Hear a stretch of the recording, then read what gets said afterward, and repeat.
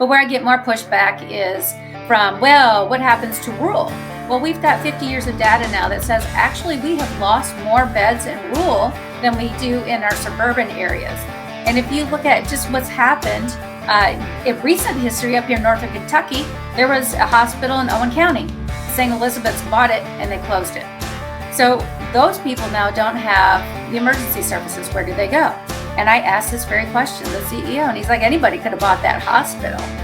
But it's just an example of where they did buy it. A not-for-profit didn't come in. It wasn't that somebody else came in and snatched it up. It's they bought it and closed it.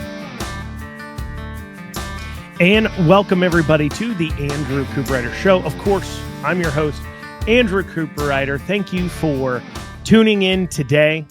Got a very exciting show for you. Representative Proctor from Northern Kentucky is joining us today. But before we dig into that, please like, comment, share, subscribe, so that way you can follow along, obviously as well too. And I remind you all every episode, if you're listening to this on YouTube or Facebook or Twitter, and you need to go on the go, but you want to stay up to date with what's going on, you can always listen to this in an audio format through any major podcasting platform like Spotify, Apple, iHeart, Amazon, you name it, I'm there. And if I'm not there, let me know. This is also on Rumble too, if that's something you're into. But anyways, without further ado, I'm very excited to have on Representative Proctor with us today, but please make sure you like, comment, subscribe, all that good stuff. And Representative, how are you today? I'm excellent. Thank you. Thank you for asking. Sure, absolutely. Well, thank you for taking your time out to come talk to us today. I know you have a lot on your plate, especially going on. You're taking on quite the corporate interest up there in Northern Kentucky. Let's dig into that. So, certificate of need, right? That's been a big. I've seen a lot of action from you on that. You want to explain that to everybody? Sure. Basically, what certificate of need is, it's a permission slip from the government to allow a health entity to come into Kentucky or to expand services, add beds, things of that nature. There's about 20 of them that services that are restricted in Kentucky, such as hospitals, hospice care, dialysis, MRI, PET scans, ambulatory surgical centers, things of that nature, that I really think that we would benefit by not having the restrictions on those services. You know, Northern Kentucky and Boone County that I represent is a rapidly growing county. We're the third most rapid growing and fourth largest in the state.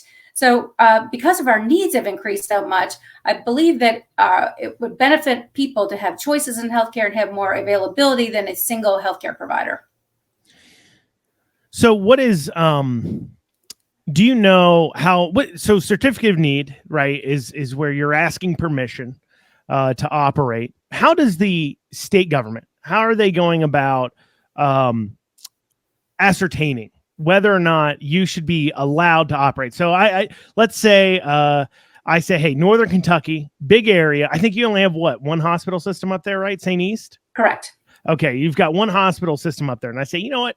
I think I can come in. I think I can do MRIs cheaper. Because, you know, I don't have quite the overhead. I'm going to be a small mom pop MRI place, and I want to open up. Who do I have to get permission from? So I go to the government, and what do they do? What happens there?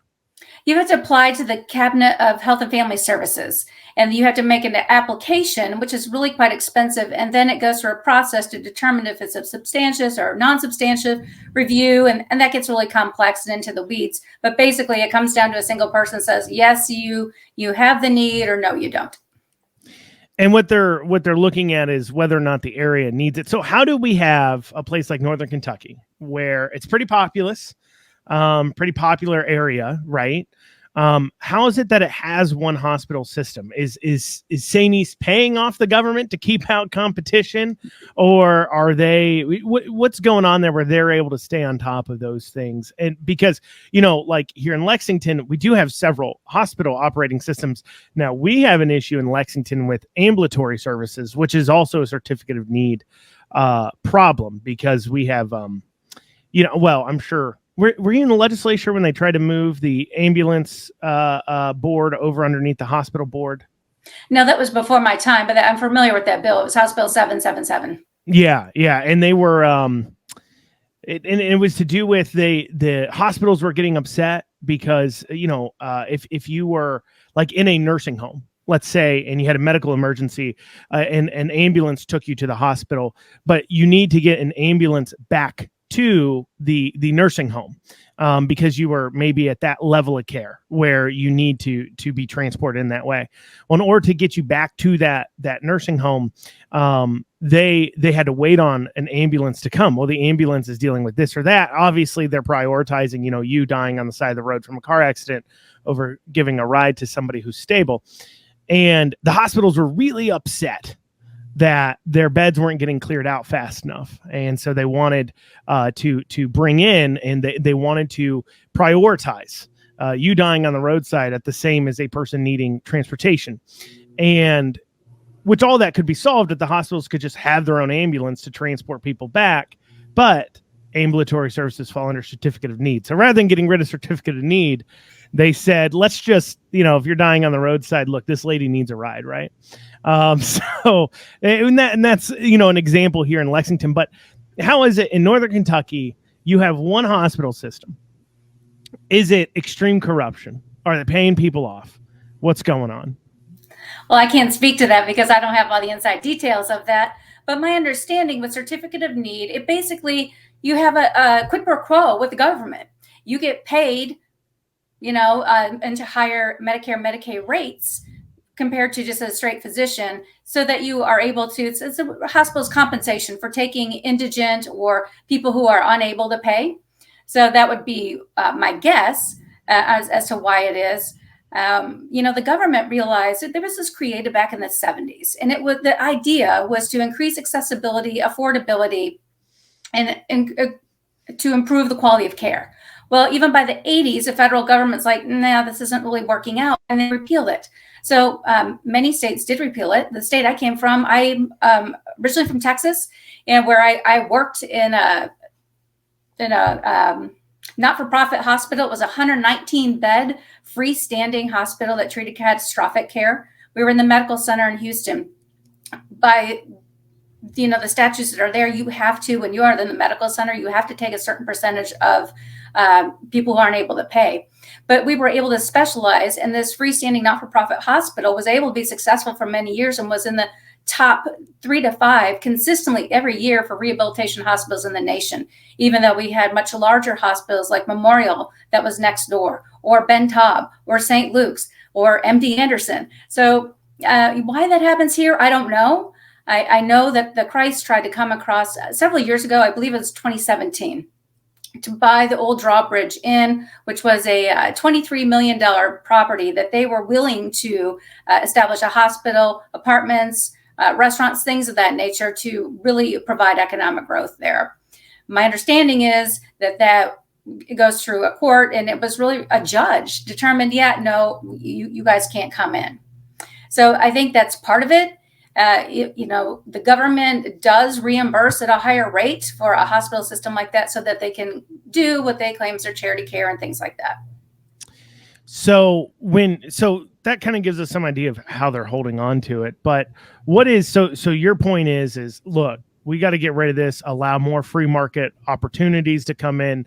It'll help drive down healthcare costs while at the same time provides some different options in the area, such as what we saw like during the pandemic and other things where hospitals were adopting policies like, you have to take the shot there, or you have to take this, or you have to be tested, every 2 days or what have you. They were adopting policies, and the free market of what's a good policy and what's a bad policy, really wasn't able to take place because, well, frankly, when there's one hospital system, you're left with a choice. You either move your entire family or you follow the policy. So not only is it, I'm sure, a thing that's running off people out of the medical industry in that area, but additionally as well, I'm sure it's definitely affecting the amount of your healthcare costs in the area too as well. Do you have any knowledge about that on that side of things? How much certificate of need has affected our healthcare costs total here in Kentucky? Well, certainly, if you only have one healthcare facility, why would the insurance companies need to negotiate with you? Why they wouldn't need to do a negotiated rate? So I've spoken with the CEO of St. E's, and he concedes that 20% of the patients go across the river. And for me, that's problematic in many ways. One, we're losing those healthcare dollars, right? They're going across to Ohio. We're also losing the payroll taxes of employees that are going across to Ohio, perhaps for better pay. There's more hospitals there in Cincinnati than there are here. So, it's an economic impact on us. But I think more importantly, the economics, which is certainly, it's a big deal, but is the choices for people. A lot of people, when I ran for office, my issue that I ran on as a speech pathologist was masking. I really was upset about masking our children in particular. I was concerned about what we are now seeing with language delays, learning loss, all those things that were going to happen. Those of us in the profession could have told you that was going to happen. But I was concerned about the vaccine mandates. I was out there with the thousands of people protesting at St. Elizabeth's saying that this is unconstitutional. You shouldn't have to take experimental vax or take it or lose your job. So I was sympathetic to the cause before I even got into running to office. But when I knocked doors, this is a top 3 concern of people in Northern Kentucky. I think COVID exposed many things in our system. It exposed weaknesses in our healthcare. It exposed issues in our schools. But healthcare was really one that was gleaming. And I just heard story after story after story, and people were begging me, can we have choices? Can we have something in Northern Kentucky other than going across to Cincinnati? What I've been told is, Cincinnati, it's 15, 20 minutes across the river. People go there to work. They go to the ball games. They go to eat. They do whatever. And perhaps that's true if you live up in Covington or if you live up right there on the border. But if you're down in Boone County and the areas that I represent, till that Brent Spence, till that new bridge comes in, it's never 15 minutes across the river. Well, also too, and when it comes into like health insurance, going across state lines with health insurance is if I understand properly, is a big deal. You are now out of network a lot of times because as I understand it, health insurance plans, they're sold by state. You're not allowed to sell health insurance plans across state lines. And so, for people that have a healthcare plan from an employer in Kentucky, that could be an additional expense in order to go to healthcare facilities that are across the bridge. And correct me if I'm wrong, but that's how I understand it. Yeah. So it's crazy. And then recently too, as well, if you feel comfortable talking about it, I know there's a recent story about some employment practices and how that really, when you're in a situation where your only employer in the area is this hospital, if that's what you do, you can really be put in some positions where you're choosing between your values and your job. I know there's a situation out there regarding a chaplain recently. Can you talk about that at all? Or I can. I feel comfortable speaking on a chaplain who, she was hired at St. Elizabeth's for her theological views and her training. And those were the very things that she was going to be fired for. From my understanding on speaking with this person is that they're required to take a DEI, I don't know what you call it. It's you take these class, right? Like a training module. Yeah, it's a training module. So once you finish a training module, like a lot of people have to take it. Okay, fine. You learn what they have to say about it. But in this particular instance, she was required to take a quiz. The only way you could pass the quiz is if you affirm things that were contrary to her beliefs. She is a chaplain. She is in with people who are sick and dying and people who are scared about surgery. She is dealing with people in mental crises. And they were willing to let her go because she was refusing to affirm if a man walks into a woman's restroom, and she was not willing to say, no, this is fine for you. She wasn't willing to affirm that as part of her belief. So they asked a question. Do you know what the specific question was? Was it like, do you, I affirm that men and pronouns, I'll use the pronouns, or do you have any examples of what the question was? It was along that nature that I affirm, to use the pronouns, and she wasn't going to do it. It's a lie for her. This woman is very convicted of Genesis 1 through 11. She understands the differences. And I'm hearing this actually from. So you have a Catholic church. I just want to make sure I'm not misunderstanding. Yeah. So you have a Catholic church, religious organization. They're Catholic. Catholic hospital. Catholic hospital that hires a chaplain who is, by definition, supposed to be religious, to be with people who are sick or passing on in their final moments, to help console them, possibly help lead people to Christ, so on and so forth. And then they had them take a DEI module to which required them not just to sit through a class and answer some questions or something, but the end of that was a requirement that you had to say things like, a man who identifies as a woman, by a person born a male that identifies as a woman, I shall call her or she. Correct. That seems pretty extreme, right? That seems a little crazy. One, it's weird that we're not weird, but it's crazy that we're in this position where you have a religious organization hiring a religious person and then shocked when it comes to their religious beliefs, but asking for these affirmation statements. What was the outcome here? What did the hospital end up doing? It's actually a really good outcome. She shared her post, and she has quite a large following on Facebook, and many in the state picked it up, and many were outraged that was happening to her. And I would suspect that there were quite a few phone calls to St. Elizabeth's, or perhaps on their Twitter feed, because people like yourself that have large audiences, we saw that I shared one of the posts about it. Yep. Mm-hmm. Yeah, you did in Savannah Madison. Some of the people with really large audiences were asking St. Elizabeth's, hey, is this true? And they shut down the public comments on the Twitter feed. So I think it must have been effective. And when this woman went in to meet with her supervisor, she didn't feel like it went well. Initially, there were 3 questions on there that really were stumbling blocks for her. They came to agreement on 2 of the 3, but there was one. She's just like, I can't. This violates my religious conscience. This violates my religious beliefs. And their initial goal was like, well, let's say we affirm. She goes, no, because then we're still saying I. And at the end, and it's so weird. It's such a commitment, right? To be that committed, to be like, no. We've got to have 1 or 2 of these questions.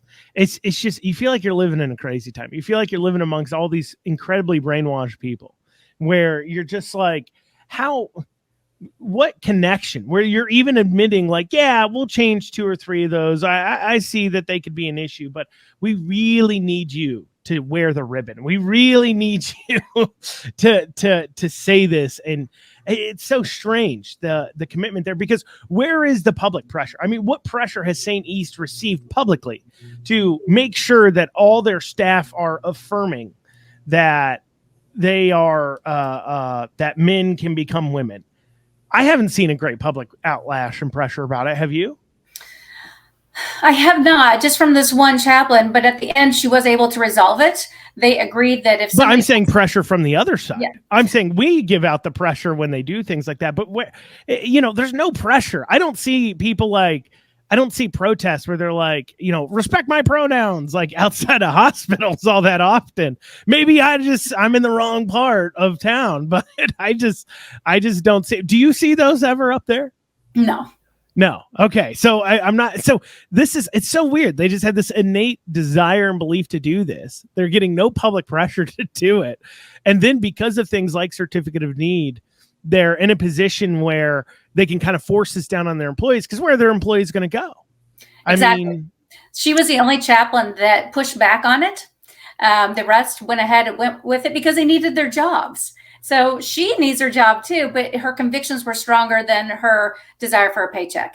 And so in the end, I'm glad that it worked out for her. The compromise, if somebody wants to be called Dove, she's perfectly willing to call them whatever they want to be called. But please don't just ask me to call you something that you're not, because she will not participate in that lie.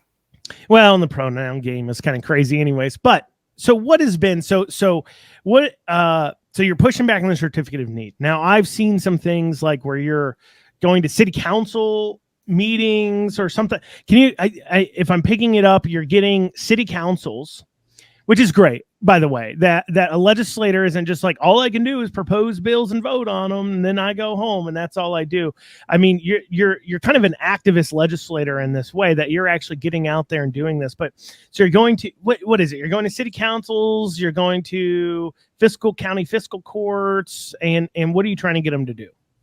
Well, I was. This actually started off organically. So when I filed my bill this last legislative session, the city of Fort Wright in northern Kentucky, they wrote a resolution asking to repeal CON because Fort Wright is benefiting from having physician services in their city other than St. Elizabeth's, and they just would like to have more of that. They would like to have more services, more hospitals of that nature. So they did that without my knowledge.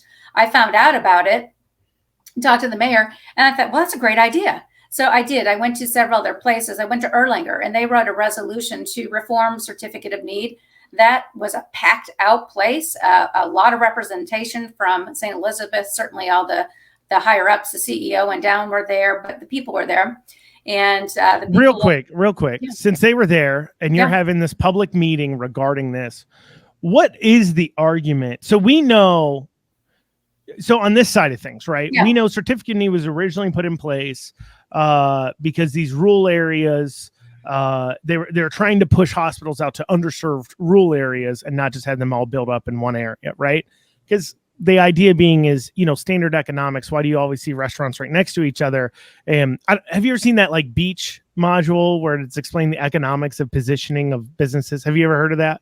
Uh-huh. Where it's like they keep moving their cart around to try to get more of the beach or whatever, and then they end up kind of doing it that way. So so they always end up next to each other. So they're saying these hospitals are ending up next to each other, so we're instead going to try to push them out to an area. The idea behind it was, I guess, an idea, but as you stated, within a decade or two, they were realizing this idea was not great and started repealing it. In fact, Kentucky's one of the few states left that still have certificate of need, unless I'm mistaken. Now there's 36, but we just have an extraordinary amount, a high amount of them. So my argument has been Ohio has one restriction on certificate of need, and that's for long-term care facilities. The same with Indiana. They have one. So we just have a high amount of categories. 20 categories. 20 and categories. Ohio has one category. Indiana has one. Tennessee has reduced theirs. I think they're down to 6. South Carolina, this last legislative session, just repealed it for the entire state.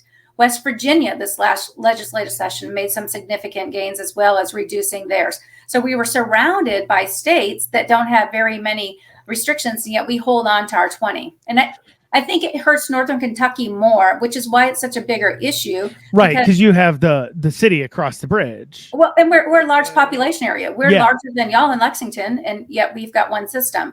Louisville has multiple, but they still tend to go across the river too.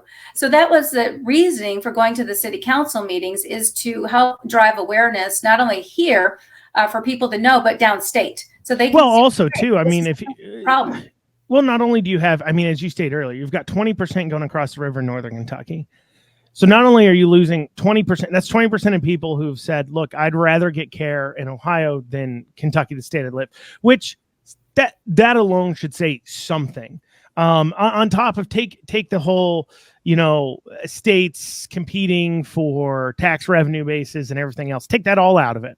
And just take into the very fact that 20% of people who live in northern Kentucky say, I'd rather go over into Ohio to get the care I need than here in Kentucky. That's a pretty high amount. That should be taken as almost an assault on the Kentucky system. That should be a mark against us, right? But on top of that, how can we move to where, we can pull in people from other states, where we're pulling people across the river into northern Kentucky from Cincinnati or from Indiana into Louisville, but yet we have these 20 categories, and it sounds like everybody else is one category where they're really limiting it down around us. That certainly puts us in a position where we can't pull in those dollars. We can't pull in those jobs. We can't bring in that tax base, that revenue as well. It's certainly a big problem. So they put this, what is their arguments then?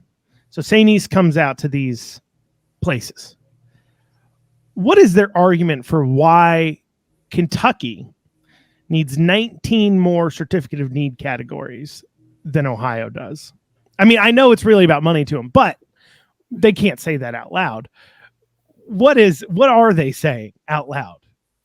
The standard argument that they say is that they do a lot of charity care, that if another hospital came in, that they wouldn't have the same commitment to the community as they do.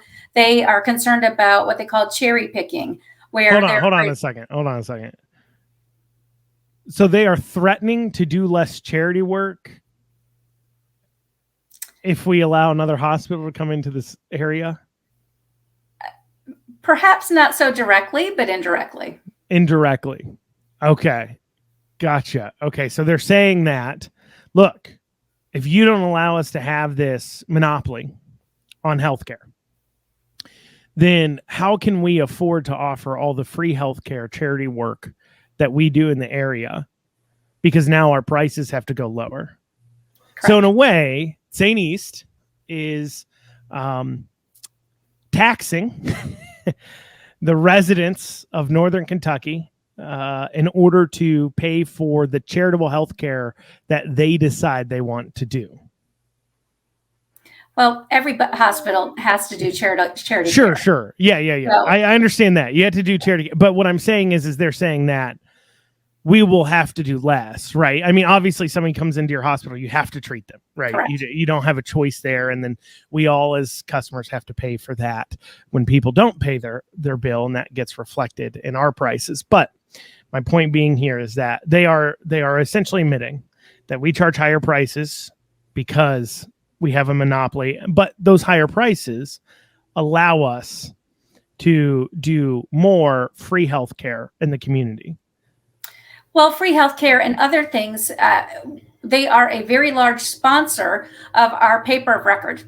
So it's difficult to get a fair article out of there because wait, hold on. They're a very large sponsor of your newspaper. Yes, of our paper of record. Huh.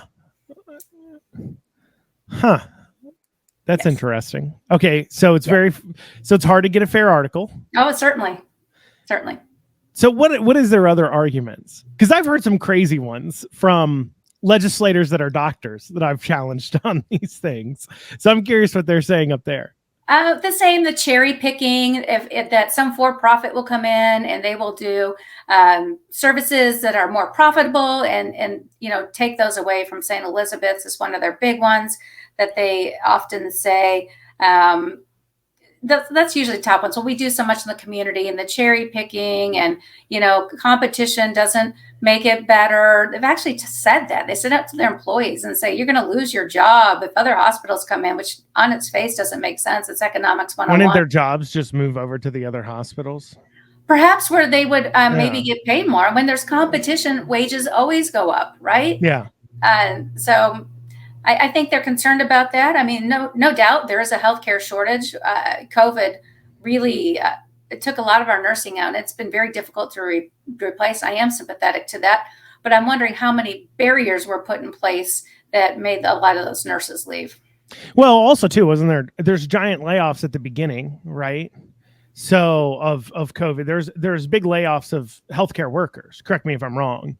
At the beginning of COVID, because they all extra services they cut off because they're worried about being overrun, and that ended up with months on end of wings of hospitals being closed or seeing less quote unquote people, and so they had to lay off nurses and doctors and some other things. Am I mistaken there? I believe that's I would know the inner workings. I mean, I know certainly elective surgeries were delayed and perhaps the nursing staff and that, but the floor nurses, the ones that are working those long hours, they were our front lines people. I think those hours were difficult. They worked during the pandemic when they didn't know what their risks were. And then, being forced to take a vax that perhaps they weren't comfortable with, or if you didn't, the constant testing. I think some people are just kind of throwing the towel. Well, and I'm sure too, as well, it kind of, when you I've always talked about this when it comes to labor shortages, right? I've always looked at our labor system much like a business is a supply line, and people leave, people come in. And when COVID occurred, I think there's a lot of people who, and I think this is why it'll take us between 5 to 10 years to get back in line where we should be with staffing and kind of labor shortages, because there's about people who say, I was going to retire within the next 5 years. Or I wasn't thinking about retiring right offhand. I'm getting up there, but I wasn't really thinking about retiring. COVID happens, and then they say, well, I guess I'll retire now. It seems like a good a time as any, or companies were offering packages to push people into early retirement because they're going to have to lay off anyways. And so they said, hey, we'd rather just push you into early retirement if we can. And so that top end of staff kind of fell off. But of course, happening all at once, there wasn't people coming up to fill in those positions, if that makes sense, kind of where that supply line got thrown off. And on top of that too, talking about, things like, there's a friend of mine, she's a nurse, and there was a requirement to take, the shot in order to continue to be in school. And there was a lot of people who just left the school. Especially young ladies, they're worried, right, wrong, or indifferent, worried about things like child rearing, being able to have children into the future, because that was of concern. Right, wrong, or indifferent, they were concerned about it. I don't want to debate about whether or not it was true. We all have our opinions, and Facebook doesn't like them. But so I think that definitely threw off that staffing too as well. But certainly having competition would bring in people. You would say, of course, it would. Who is to say that if you, build it, they won't come? For example, there are physicians right now in Fort Wright that they can do certain services, right? Certain like primary care services. But if you require any other procedures, guess where you got to go? You got to cross the river to go to their hospital system or to their ambulatory surgical centers. So I do believe that if they're already here, the physicians are established here, they would like to be able to have admitting privileges. They would like to be able to, do their surgeries or things here on this side of the river. And so Saini says, look, if we did this, we can't do as much charity care or things like that. An obvious argument back would be just simply to them, like, just look at Lexington. They have several hospitals, one of which is a Catholic hospital. We've St. Joe. I think St. Joe's a Catholic hospital. I'm going to assume so based upon its name. But we also have Baptist Health, which is obviously a religious organization too as well. And then, of course, we have UK. So we've got 3 hospital systems here. What do they say? They look at that and say, well, what's the argument back to that? Nothing that's been logical to me. And that's exactly what I use. Why does it work in Louisville and Lexington? But where I get more pushback is from, what happens to rural? Well, we've got 50 years of data now that says, actually, we have lost more beds in rural than we do in our suburban areas. And if you look at just what's happened in recent history up here in northern Kentucky, there was a hospital in Owen County. St. Elizabeth's bought it and they closed it. So those people now don't have the emergency services. Where do they go? And I asked this very question, the CEO, and he's like, anybody could have bought that hospital. But it's just an example of where they did buy it. A not-for-profit didn't come in. It wasn't that somebody else came in and snatched it up. It's they bought it and closed it. So as you're going out here to these city council, do you go to fiscal courts too as well to talk about the issue? I did. And part of that was really just to heighten the attention. People are doing the resolutions now independently. What I'm focusing now is on the Certificate of Need Task Force, which has been established. We had our first meeting last month. Our next one is Monday. That's where I'm putting a lot of my efforts as I'm continuing to do grassroots education here. Most people know what it is. I'm surprised how many people know what it is. This came from the people. This didn't come from me. This wasn't some personal vendetta I have with St. Elizabeth's. It's not at all. It's policy. Have they, do they like you? Not so much. No? Not so much. What do they, you worried about getting knocked off, huh? You worried about St. E's taking you out? That might be a strong charge. I think it's more where they're going to come after me politically. Right? Yeah, right. So they of have course. Unlimited resources and attorneys. They have a lot of resources. When you look at their 90s, they're doing really quite well. Do I think they're going to harm me? No. Are they going to try to politically destroy me? Certainly. Do you think you think you'll have a primary competition here coming up? Absolutely. And you think they'll be probably the number one person funding it, right? I would not be surprised. That the hospital association, perhaps the chamber. Yeah, of course. Why is the chamber like certificate of need? Wouldn't you think it'd be better for business? Well, of course, we call it the chamber of socialism, but they really like their corporatism. They really like a government doing carve outs for corporations. But wouldn't they want to see more hospitals have more opportunities? You would think so. But I'm not a friend of the chamber. I'm very proud that I got a D- rating from the chamber after last legislative session on my voting record. I'm a what votes did they not like that they gave you a D- for? I'd have to look at all the things they did. I don't really remember what they were. The only thing that I voted for that they liked was House Bill 1, which gave us the reduction in our personal income tax in Kentucky. And what do you remember any of the bills that they said they really cared about and they for some reason did? Because I look at some of the bills they really care about, because I've ran into them on the activism side.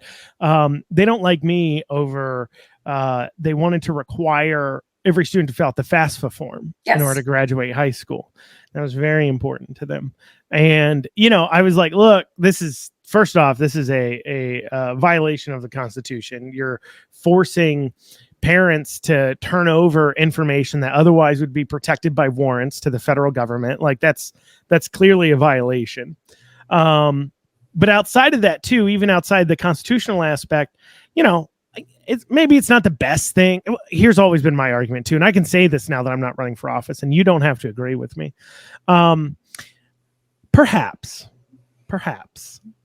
if you go and you Google, and their argument was, well, people don't know how to pay for college, and this is just helping people out. Now, let's say you don't know how to pay for college and you need the money. If you go Google how to pay for college, the first 20 results are about FAFSA and how to fill that out. I would posit.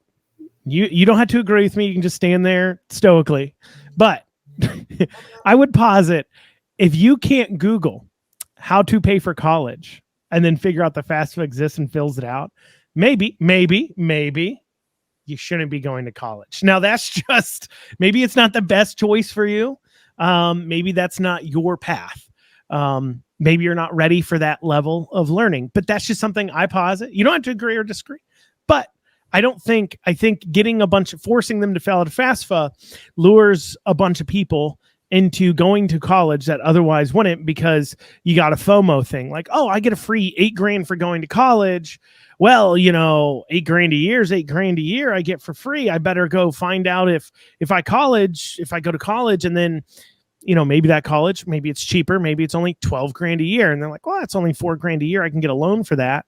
And they go and they get a loan for $8,000 or $4,000 a year. They end up with a loan for $8,000, $12,000 in student loan debt that they didn't get a degree for because they didn't finish, because they didn't know how to pay for their college initially to begin with. So I agree with you on that. And I agree with you on those issues, but also the data mining. That's a lot of information. And there's a lot of kids that perhaps they don't need to go to college. They can be entrepreneurs, or there's people that maybe want to go military. So I'm against the data mining. I think it's a little bit intrusive. Yeah. Is there any other things the chamber really pushes forward that you get real confused about, or you don't quite understand how they think it's their purview? Well, some things, they were pretty strong on, I can't remember, Senate Bill, House Bill 5. It was about the bourbon barrel tax.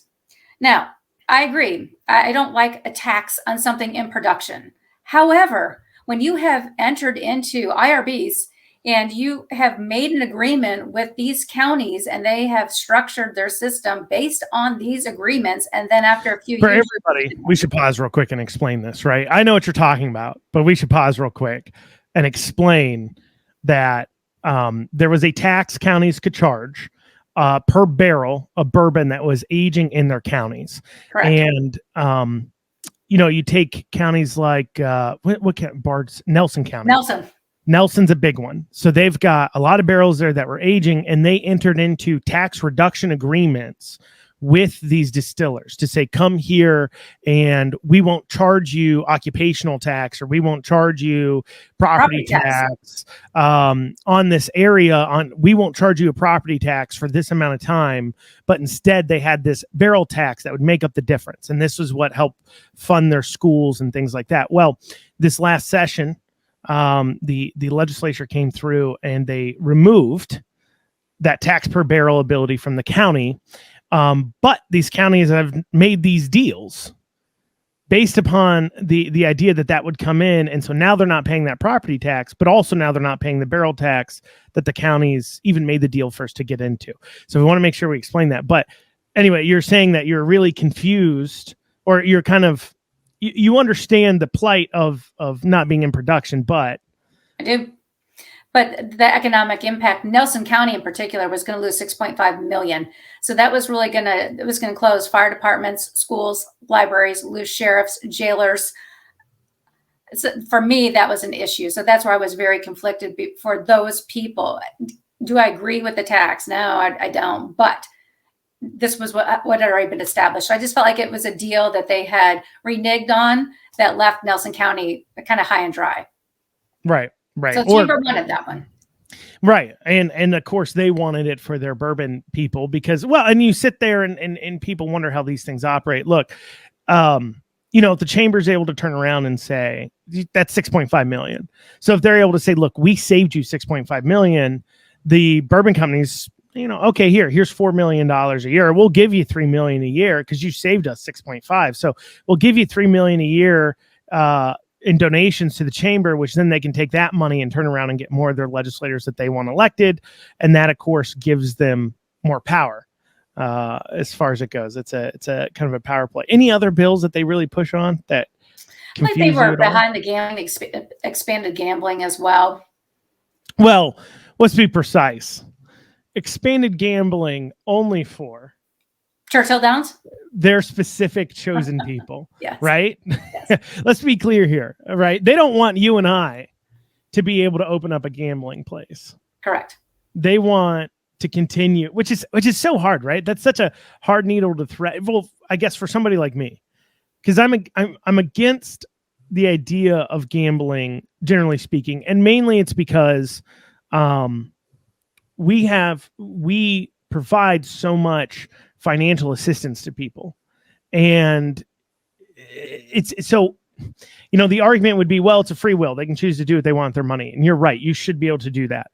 On the other side, but it's not really your money, because if you are somebody who falls below a certain line, you're receiving thousands of dollars a year out of my pocket in tax and assistance and those types of things. And now you can choose to go gamble that away. And that's an issue I have. But putting that to the side. So if there was no welfare assistance at all, I would have no logical argument against gambling.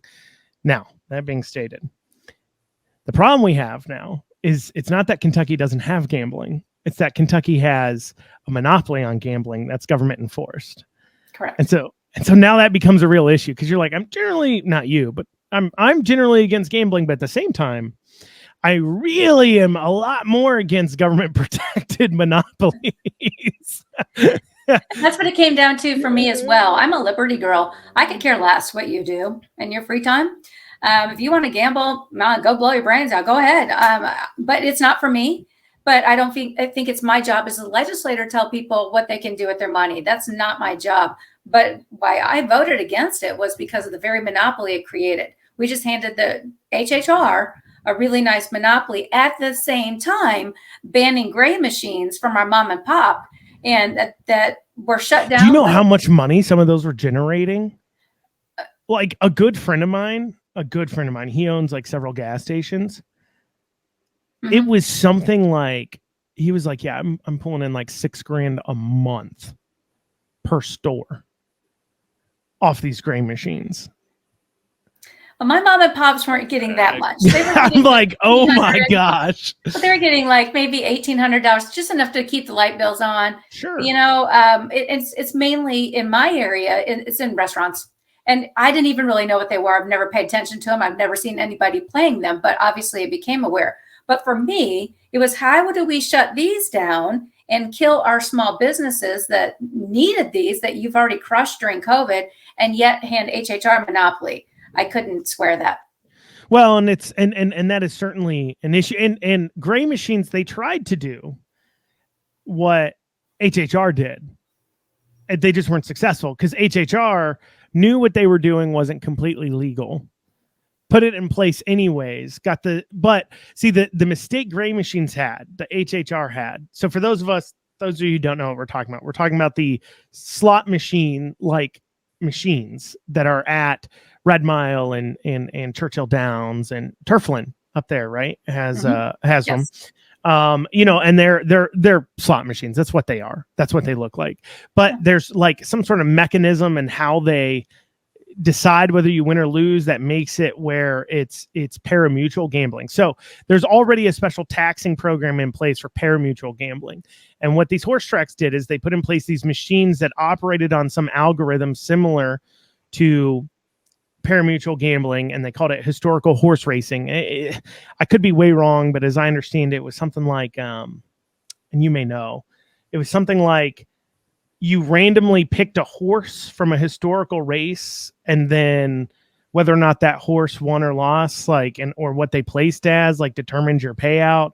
So when you pulled the way the machine, I could be way wrong, but if I understand it properly, the way the machine operated is it would, when you pulled the slot, it was randomly picking a horse. And then whether or not that horse won or lost or something. That's why it was a historical horse race you're gambling on. I don't know. Anyways, point is they put in place these slot machines. But because they already had a taxing scheme for horse racing, they immediately were paying out more tax dollars to the state using that same process. And so the state was making millions of dollars off these machines. And so when it came time, but they got sued, and the state Supreme Court is like, yeah, this is clear. Come on. This is slot machines. That's clearly what this is. Come on.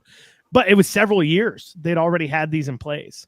And basically it was lose the jobs, lose the revenue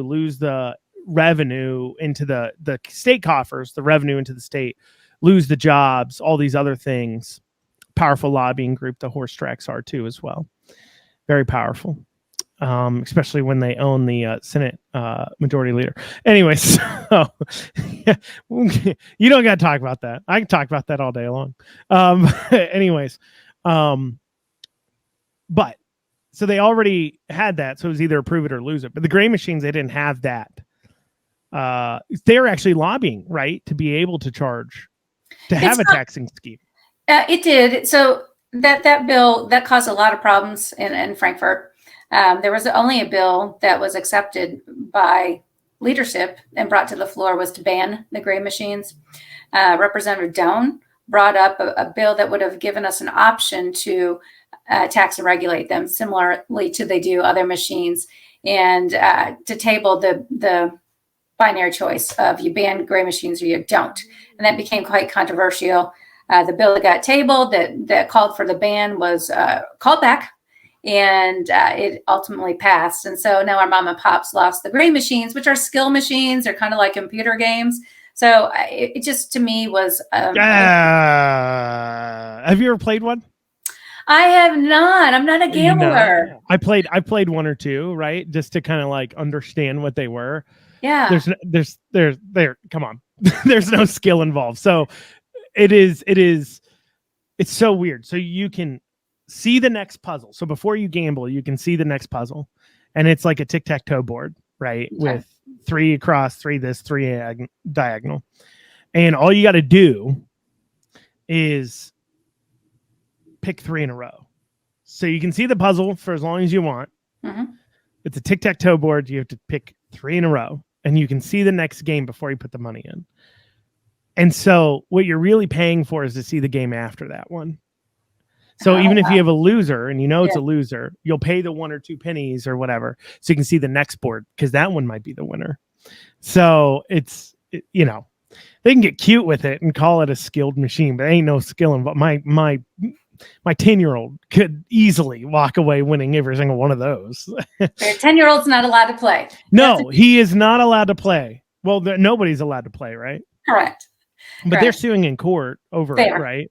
Yeah. And I think that comes up in August. Last I followed up because I'm getting calls from my mom and pop like, hey, they came and turned our machines around, or what's happening with it. So it's tied up in court, and I haven't heard anything.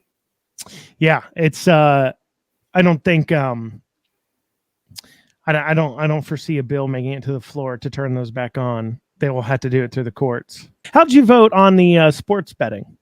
I voted against it, and because it was a monopoly too, wasn't it? It's monopoly, and this is what, whenever there's a monopoly, you can bet I am going to vote against that. They made some strong arguments. Some people really wanted it, but when you saw the details of that bill, and I went through that bill many times, I asked a lot of questions and went to the sponsors, and I always do a lot of digging, a lot of research, and the fact that it gave all the licensing to the tracks, right, that was problematic for me. So you're taking on certificate of need. Yes. You are St. East hates you. Yes. Okay. Might kill you. No, I'm just kidding. You didn't say that. I'm saying that. I'm saying if Representative Proctor goes down, fingers need to be pointed at St. East. Okay. If they Clinton you, I'll be the first one to call it out. Right. I will just say I am not suicidal. My vehicles are in good working order. You check them constantly, right? Maybe. Yeah. They'll give you the old Youngstown tune-up. So anyways, any other things you really are going to be approaching this session? I know sessions, obviously, it's hard to focus on more than one or two things as a legislator, but is there anything else that's really top of mind for you? Certainly school choice. I'm going to continue to work on that and work on the things that are going on in the schools. I mean, you see, we passed a good bill, Senate Bill 150. And what the schools are doing just to out and out violate it and to ignore the law. I think there's things that we need to do to put teeth into the laws. So I'm working a lot I'm very involved with a lot of people that the moms, which is the schools people. And it's crazy. They put out that Senate Bill 150 thing saying, yeah, here's a little loophole for you to ignore it. Like they're literally like celebrating, or not celebrating, but they're like, yeah, you can teach K through 5th grade about, transgenderism and homosexuality. And then they turn around on the same hand and say, you all are worried about nothing. Nobody's teaching your kids. We're not coming for your kids. We're not trying to indoctrinate them. While they're issuing guidance saying, feel free to indoctrinate them. Pretty much. Yeah. Yes. I mean, that's something I'm going to work on, continued school choice. But as you know, that's going to be a constitutional amendment that would have to pass. But in the interim, just to make our schools the best they can be, a majority of people are going to choose public schools. So why don't we make them the best that they can be? I would love to see more core subjects in there. I would love to see civics. I would love to see, how do you manage your own checkbook? How do you do money management? How do you do investing? Things like that versus spending so much time on this SEL. I would like to see that removed. I think that's a parent's job. That is not the teacher's job. It's a lot of pressure on them. Let's get back to the academics.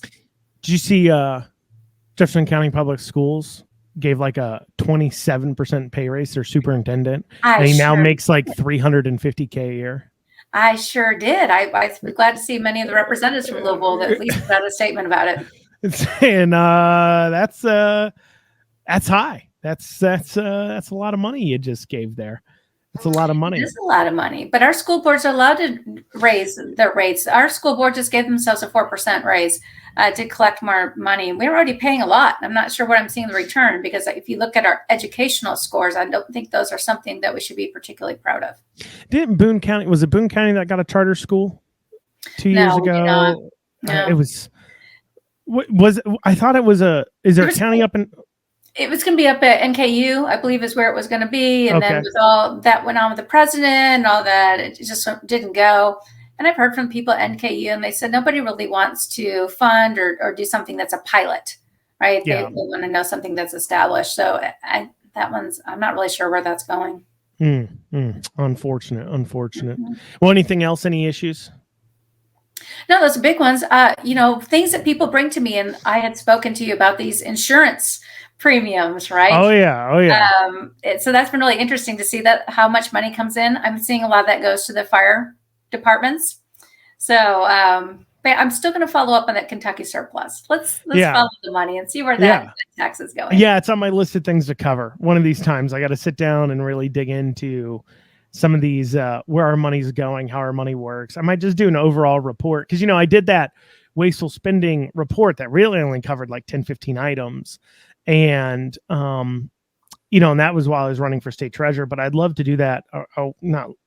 Would love to do it. I will do it again here soon, probably, towards the end of this year, and really kind of dig in on some of those things, and also dig in on, as we were talking about, for those of you unaware, we were on the phone well, of course they were unaware, they weren't listening to us, but me and the representative and I, my wife would kill me if I said me and the representative, the representative and I were on the phone talking about the insurance premium tax. Was it 1.8%, right? It is. Goes to the state, and we're discussing about what the likelihood is of that getting repealed, and we discovered it is a gigantic revenue stream. It appears to be more than even alcohol tax into the state, this insurance premium taxes, and that's pretty crazy as far as that goes. Well, where can people follow you? Where can they follow you on Facebook, Twitter? Where can they follow you? I am not a Twitter person. You got to get on Twitter.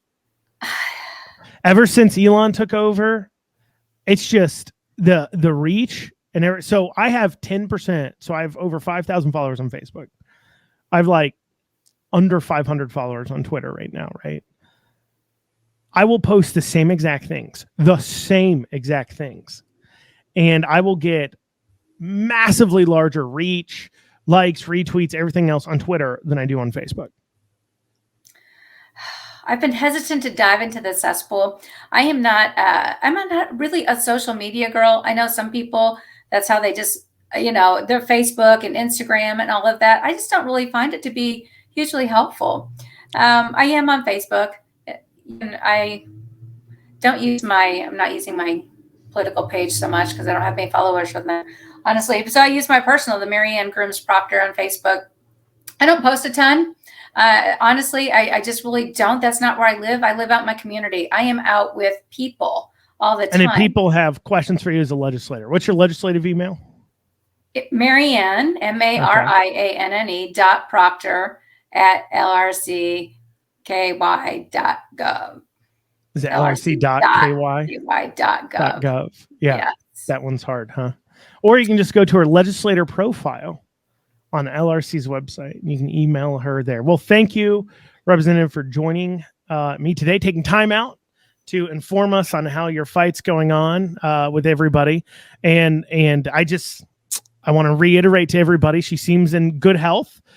She says she's not suicidal, and her cars are in good working order. So, just keep that in mind. Look, I'm not saying, when millions of dollars are on the line, you never know what's going to happen. So, without all further ado, thank you so much for joining us.